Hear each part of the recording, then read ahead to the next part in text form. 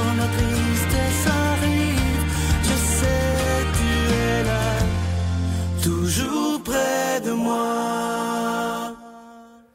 Bonjour, bienvenue à votre émission La Victoire de l'amour. J'espère que vous allez bien. Aujourd'hui, une émission qui fait beaucoup réfléchir. J'ai rencontré à Paris avec beaucoup de joie Manon Courvoisier qui vit la bipolarité. Et je vais vous dire que pour elle, ça a été très, très difficile. Vous allez voir une histoire incroyable, mais grâce à sa foi en Jésus, elle s'en est sortie, elle va bien maintenant et elle nous parle avec une candeur extraordinaire. En chanson, Grégory Turpin qui nous chante Vivre d'amour. Il l'avait enregistré lorsqu'il était de passage ici au Québec. Et l'homélie par quelqu'un qu'on aime tellement, qui fera la prochaine retraite. Il arrive bientôt d'ailleurs de Paris, l'unique Père Michel Marie. Manon, c'est une joie de vous rencontrer. Oui. J'aimerais qu'on recule dans le temps. Vous êtes bipolaire, mais avant de parler de ça, votre enfance a été extrêmement difficile, je pense. Comment ça s'est passé? Donc ça s'est mal passé dans le sens où j'avais une sœur aînée qui était très maltraitante à mon égard, avec des violences physiques, mais aussi des brimades verbales quotidiennes. Ce qui fait que j'ai acquis une image très dévalorisée de moi-même une fois à l'âge adulte. Ah oui.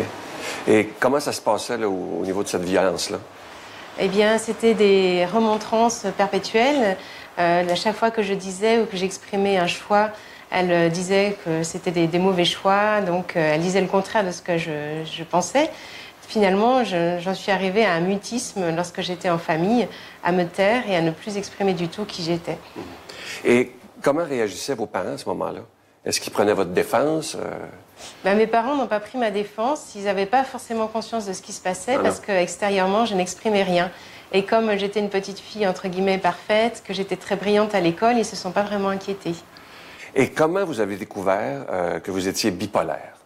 Alors, la bipolarité, c'est arrivé beaucoup plus tard, à l'âge adulte, alors que j'avais 27 ans. Et c'est suite à un mariage très malheureux avec un homme qui avait une personnalité de pervers narcissique, qui m'a lui aussi brimée, remontrée sans arrêt. Finalement, j'ai développé les troubles bipolaires suite à ce mariage. Ah oui. Et êtes-vous capable de mettre le doigt sur pourquoi vous avez rencontré un homme comme ça? Est-ce que c'était pour continuer ce que votre sœur vous avait fait inconsciemment? Exactement. C'est tout à fait ça, oui. Lorsqu'une personne a été dans les spirales du harcèlement moral, inconsciemment, elle se projette dans une situation similaire avec d'autres personnes jusqu'à ce qu'elle comprenne qu'elle doit sortir de cette emprise, ce cercle vicieux. Et vous avez été marié combien de temps avec cet homme-là? 3 ans seulement. 3 ans. Et ça se passait comment, quand vous dites qu'il était pervers, narcissique? Eh bien, c'est-à-dire qu'il faisait tout pour saper les fondements de ma personnalité, c'est-à-dire qu'il critiquait aussi tous mes choix et qu'il voulait avoir une maîtrise totale sur ce que j'étais, sur mes choix vestimentaires, sur ma façon de me coiffer, sur les gens que je fréquentais. Il comptait même le nombre de cheveux que je perdais pour me dire... Non, pas vrai quand même. Si. Oh my God. Oui.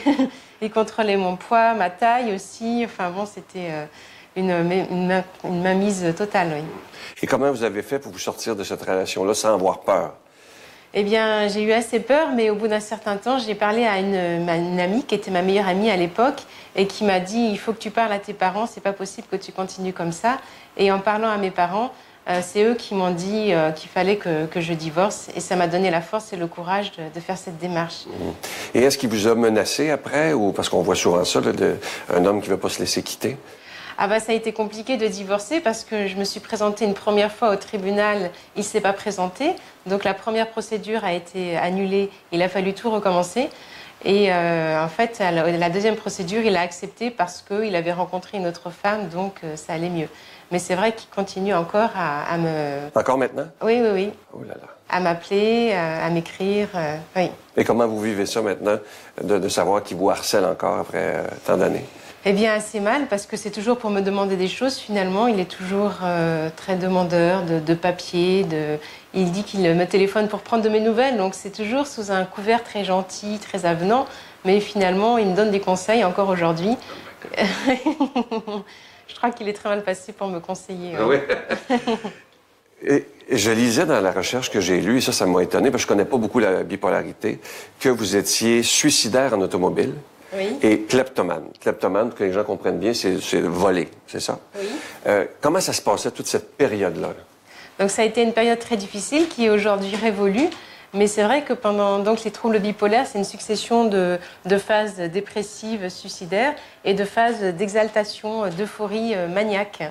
Donc les phases suicidaires, ça a été extrêmement compliqué. Le fond du gouffre, c'est vraiment la foi qui m'a permis dans ces moments-là de tenir et puis de me raccrocher à la vie. Et dans les phases d'exaltation, il y a en effet une volonté délibérée de se mettre en danger. Et il y a une espèce d'excitation malsaine dans le fait de conduire très dangereusement ou de voler des objets, donc de se mettre hors la loi. Et au début, j'assistais impuissante à ces conduites à risque, jusqu'à ce que je comprenne que ça faisait complètement partie d'une pathologie et que j'arrive à les dompter, à les contrôler. Et vous avez fait comment, justement, pour dompter ça? Parce que quand même, on dit que c'est chimique dans le cerveau, quand même, la bipolarité. Oui, c'est chimique. Mais à partir du moment où j'ai compris, je me suis mise plus en retrait. C'est-à-dire que lorsque je sentais que j'avais plus envie de conduire vite, je me disais finalement, est-ce que ça serait pas plus exaltant de me dire que j'arrive à me maîtriser, à me contrôler, même si j'ai envie. Et finalement, j'ai réussi à me contrôler comme ça. Et heureusement, parce qu'à l'époque, quand je conduisais dangereusement, il n'y avait pas encore beaucoup de radars. Mais aujourd'hui, sinon, j'aurais plus de permis de conduire. Et vous auriez pu tuer quelqu'un ou vous tuer quand même? Oui, ça, le plus grand danger, c'est que j'aurais pu tuer quelqu'un. Et grâce à Dieu, ça ne s'est pas passé. Oui. Et comment se passait votre problème de kleptomanie? Alors, la kleptomanie, c'était vraiment une pulsion qui m'incitait à commettre des vols dans des endroits publics, dans des magasins. Et il y avait une espèce de jouissance à me dire, oui, j'ai réussi à déjouer les systèmes électroniques. Incroyable. Oui. Sauf qu'une fois, je me suis fait prendre quand même. J'ai volé des ouvrages, des livres dans un grand magasin. Et très courtoisement, les gardes m'ont incité à venir les voir dans une pièce particulière où j'ai pu leur expliquer que finalement, je souffrais d'une maladie. Et ils ont été très compréhensifs par rapport à ça, parce que j'ai pu m'en sortir sans dégâts. Et ça a duré combien de temps, cet épisode de kleptomanie? Ça a duré quelques années. En fait, il se passe en général, et ça a été le cas, 7 ans entre le début des troubles et le diagnostic de troubles bipolaires. Oui, 7 ans, c'est très long. Et pendant toute cette période où je ne comprenais pas ce que j'avais, c'est vrai que je ne maîtrisais pas trop. Mais à partir du moment où j'ai pu mettre un nom sur ma pathologie, là, j'ai vraiment commencé à maîtriser. Donc de 2001 à 2007, je ne maîtrisais rien du tout. Et à partir de 2007, j'ai vraiment pris le contrôle sur ma vie. Ça veut dire que de 2001 à 2007, pour vous, ça devait être un enfer quotidien, là? C'est ça. C'était un enfer et surtout au niveau professionnel. C'était très caractéristique pendant les phases d'euphorie où j'allais plutôt bien, même trop bien. Je me faisais embaucher pour des postes qui étaient démesurés par rapport à mes compétences parce que je considérais que j'étais invulnérable et que tout m'était possible. Et puis très rapidement, ce qui se passe, c'est qu'une fois en poste, j'ai commencé à avoir des angoisses et puis je démissionnais. Et il s'en suivait des périodes de longue dépression. Et ça a été comme ça chaque année pendant 7 ans. Quelque chose qui m'a étonné dans la recherche, vous avez un jour pensé que vous aviez tué votre mère. Oui. Racontez-moi, parce que ça, c'est spécial, dans un rêve. Oui, j'ai fait un rêve où j'avais une vingtaine d'années et j'ai revécu ma naissance, la façon dont je suis née. L'accouchement de ma maman a été très difficile, puisque je suis née par césarienne, qu'elle a dû avoir une transfusion, donc elle a perdu beaucoup de sang, elle a failli perdre la vie et moi aussi. Et je me suis vue nourrisson, extraite du ventre de ma mère par un chirurgien. Et la première pensée que j'aurais eue, ça aurait été, mais ma mère est morte, parce qu'évidemment, elle était inanimée, elle était endormie. Et puis ensuite, mais c'est de ma faute, c'est moi qui l'ai tuée.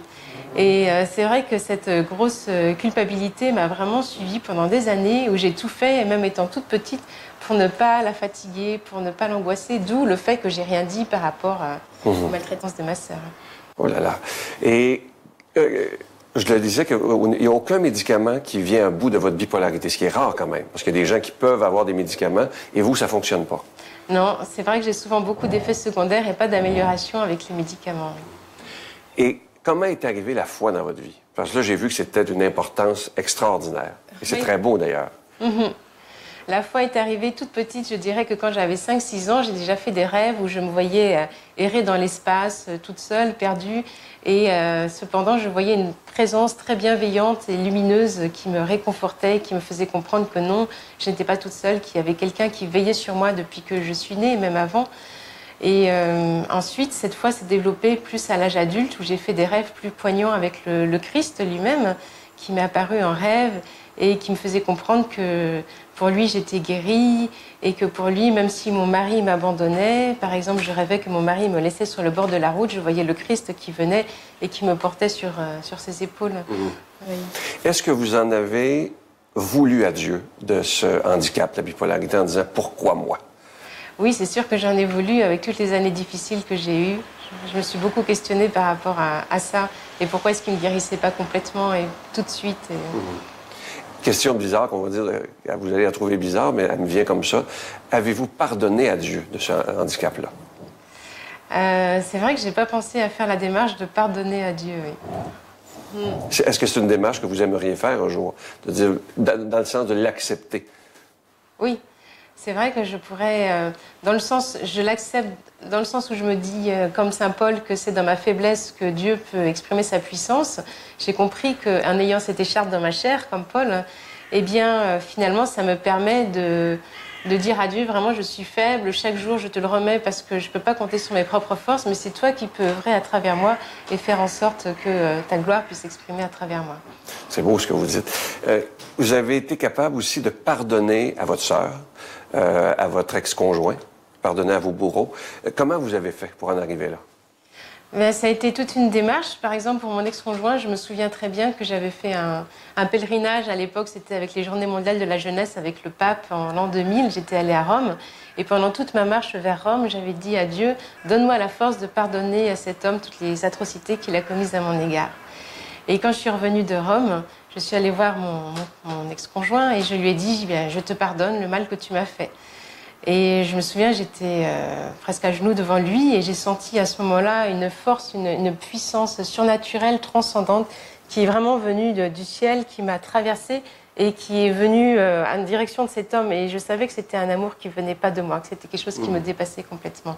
Et j'ai su que je l'avais pardonné vraiment. Est-ce que lui a accepté le pardon? Non, il n'a pas accepté le pardon parce qu'il m'a dit, écoute, pendant que tu étais à Rome, moi j'étais avec une autre femme, je ne peux pas accepter ton pardon. Et là, là, là, là. Dites-moi, qu'est-ce qui vous fascine autant chez l'homme de Nazareth? Qu'est-ce qui vous séduit tant chez lui? Ce qui me séduit tant, c'est sa vie, son œuvre, la congruence parfaite qu'il y a entre ses pensées, ses paroles et ses actes. L'exemple simple, clair et précis qu'il nous donne de la façon de vivre, de le suivre. Et quand il dit « je suis le chemin, la vérité et la vie », moi je me suis dit soit il est complètement fou, illuminé, soit c'est vraiment une incarnation de Dieu. Et j'ai penché pour cette option-là et c'est vrai qu'elle ne me déçoit pas. Mmh. Et vous disiez dans le livre qu'il n'y a aucune thérapie, aucun psychologue qui vous a guéri. C'est un pasteur bien intentionné qui vous a sorti de ce problème de la kleptomanie.